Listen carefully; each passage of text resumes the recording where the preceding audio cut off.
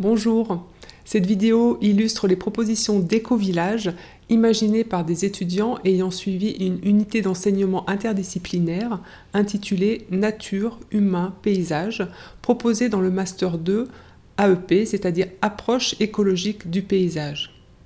Il s'agit d'un parcours de l'Université Paris-Saclay en partenariat avec l'école du Breuil.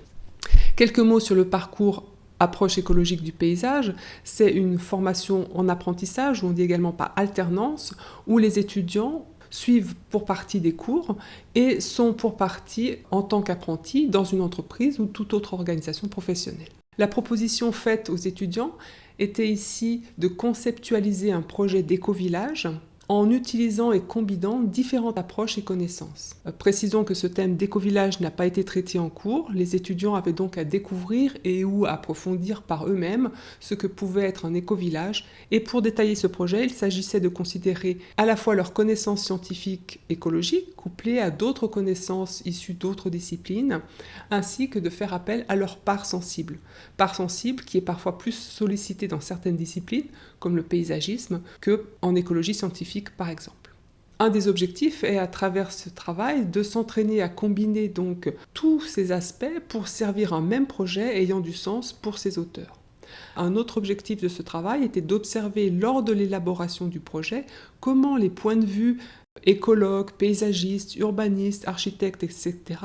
se mettaient à dialoguer, et de là aussi repérer les points d'accord ou de désaccord entre ces différents points de vue.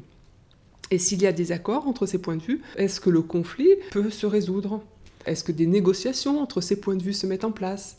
Et puis finalement, est-ce qu'il y a un point de vue qui prend le dessus? Voici donc la présentation des étudiants qui ont travaillé seuls ou à deux. Ici, vous avez simplement un condensé d'1 minute. La proposition était aussi de situer ces éco-villages sur une île de leur choix. Je vous laisse en compagnie des étudiants vous montrer leurs idées, vous faire découvrir les îles choisies, comment ils se sont appropriés le sujet, et là où ils vont vous faire voyager, sous quel climat, dans quelle culture et paysage. Pour une vue d'ensemble, sur cette carte, vous avez la localisation des sites choisis. Nous avons choisi d'implanter notre éco-village dans les îles Féroé.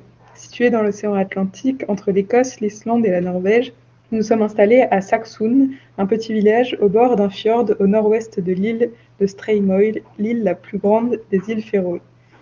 Le climat de l'île est subarctique, avec des étés frais d'environ 11 degrés et des hivers doux de 3 à 4 degrés. Les durées de jour sont de 5 heures en hiver et de 20 heures en été. Le paysage de ces îles est caractérisé par des prairies et des landes, et il reste peu habité par l'homme.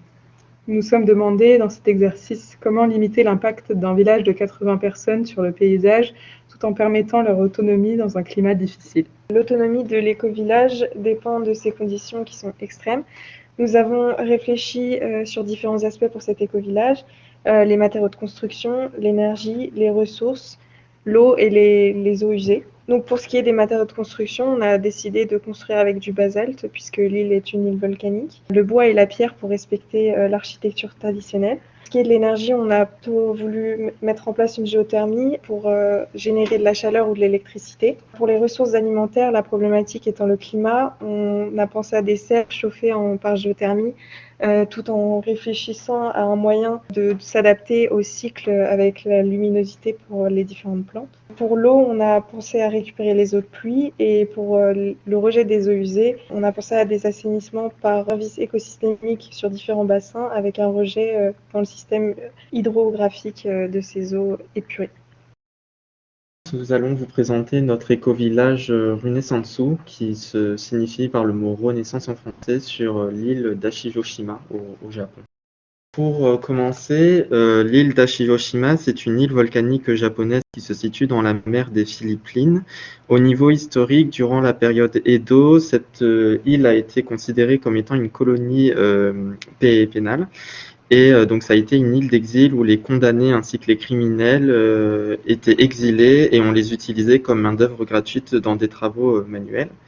Donc le fait d'avoir pris en compte ce critère historique a vraiment été un élément essentiel dans notre projet d'aménagement. Ça a été notre fil conducteur. En fait, aujourd'hui, ce que l'on observe, c'est que la société a du mal à les réintégrer dans son propre système. Et l'idée de cet éco-village s'inscrirait donc de leur donner une deuxième chance, une chance de renaissance, pour leur proposer une alternative à leur nouvel mode de vie. Donc notre site d'implantation se situe à la ferme de Furay Ranch, qui est une ferme laitière.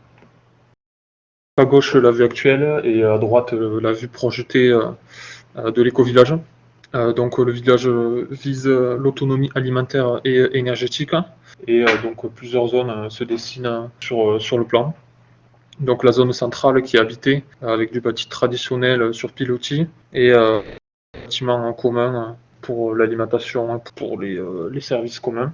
Au sud, la zone alimentaire qui mêle maraîchage, agrivoltaïsme pour l'électricité, verger, agroforesterie. Au nord, une zone pédagogique permet de faire le lien entre la ferme, l'éco-village et l'extérieur.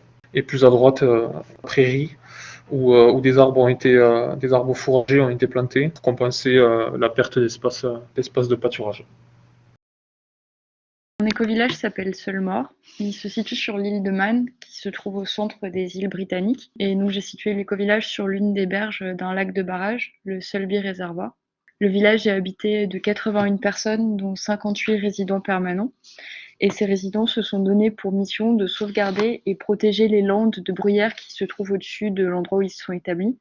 Et ils se perçoivent comme les gardiens de ces terres. Et ils souhaitent se reconnecter à ces terres. Ils élèvent pour cela notamment des moutons et des poneys fels qui leur permettent d'entretenir ces landes et de les maintenir telles qu'elles sont. Ils sont autosuffisants sur le plan alimentaire et énergétique ainsi qu'en eau et ils cultivent en permaculture des prairies acides qui se trouvent en bas.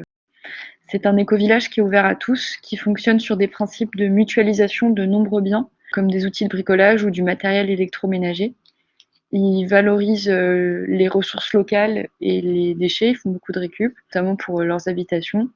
Ils valorisent aussi la création artistique, le bien-être et l'éducation de leurs enfants, tout en permettant aux habitants de garder une certaine autonomie entre eux. Nous avons décidé d'implanter notre éco-village sur The Great Blasket Island, dans l'archipel des Blaskets en Irlande. Et nous avons orienté cet éco-village autour de la recherche principalement, mais aussi du tourisme. Et nous avons donc défini 6 zones importantes sur le site. Un éco-village scientifique, un éco-village touristique autour des cottages existants, une zone de pâturage à conserver, le patrimoine historique au centre et bien sûr l'accès avec le débarquement du ferry sur la côte. Ici une intention d'implantation d'un éco-village sur l'île de Pico, qui est une île, une des 9 îles de l'archipel des Açores au milieu de l'Atlantique, qui a la particularité d'avoir un subtropical océanique qui permet de cultiver beaucoup de choses. L'implantation de ce village elle est tributaire d'une source d'énergie, qui serait la source d'énergie majeure de cet éco-village, qui serait l'hydroélectricité, en utilisant la forte pluviométrie qui tombe sur le volcan, qui est de l'ordre en moyenne entre 4000 et 6000 mm par an, et de fournir ainsi aux équipements mutualisés et nécessaires à l'établissement d'une petite communauté. Donc, ce qu'on peut voir sur le schéma, ce sont des zones décroissantes, classées de 0 à 4, qui symboliseraient les zones d'urbanisation décroissante, avec les équipements qui nécessiteraient de l'énergie dans la zone 0 et les plus lointains dans la zone 4. La zone 5, qui n'est pas en couleur, serait les zones réservées vraiment à la nature et laissées telles quelles. Je vais vous présenter le projet d'éco-village sur l'île de Skyros, qui est une île de l'archipel grec des Sporades, dans la mer Égée. Le projet d'éco-village reposera sur plusieurs principes: l'autogouvernance entre les habitants, la plénitude de ses membres, c'est-à-dire la possibilité pour chacun d'être pleinement qui il est, et puis l'alignement sur une raison d'être évolutive. Le but, ce sera de créer une association transparente qui mettra des outils collaboratifs pour favoriser la concertation et l'implication de chacun des membres du village. Le village sera construit sur le principe de la permaculture. 80% des produits, l'objectif sera que 80% des produits vitaux seront fabriqués sur place même, sur le site du village, dans l'objectif de créer un système résilient qui améliorera les conditions de vie à la fois des humains mais aussi des non-humains sur le site. Les habitations tireront à la fois parti des progrès en termes de construction, biosourcées, mais aussi des constructions historiques qu'on trouve sur ce type d'île en Grèce. Et l'écologie sera placée au centre des décisions ce qui mènera normalement la communauté à prendre des décisions sensibles et sobres pour limiter toute forme de pollution et garantir un entretien et un renouvellement des ressources naturelles qu'elle conserve. Donc on va vous présenter notre éco-village de São Miguel, qui est situé dans l'archipel des Açores, dans l'Atlantique Nord. Donc notre éco-village est fait pour avoir une autonomie maximum. On a choisi un paysage coloré, harmonieux, impressionnant par son volcanisme. On a également un gros pilier économique basé sur le tourisme, mais aussi des ventes de surplus de production afin de pouvoir acheter les denrées alimentaires et les fournitures nécessaires à l'extérieur. On a également choisi notre lieu par sa praticité par rapport au site alentour. Donc il est proche des milieux touristiques, proche d'une route et proche de différents milieux permettant de subvenir aux besoins nécessaires. Ces 4 grands piliers permettent de respecter l'environnement et de subvenir à nos besoins. Alors notre village qui s'appelle Villa Alegria, le village de la joie, a été installé sur une partie assez plane, donc au bord du lac, que vous pouviez apercevoir sur la première diapo, derrière un alignement d'arbres. Notre parcelle est donc comprise entre le lac et en arrière-plan une montagne qui va culminer jusqu'à à peu près 900 mètres. Sur notre parcelle, qui est donc entourée d'une prairie et d'une bande forestière, nous allons y installer environ des logements pour environ une quarantaine de personnes, avec un système de roulement des cultures pour être en autosuffisance, avec une ouverture vers le milieu extérieur, donc pour le tourisme et pour faire vivre notre économie.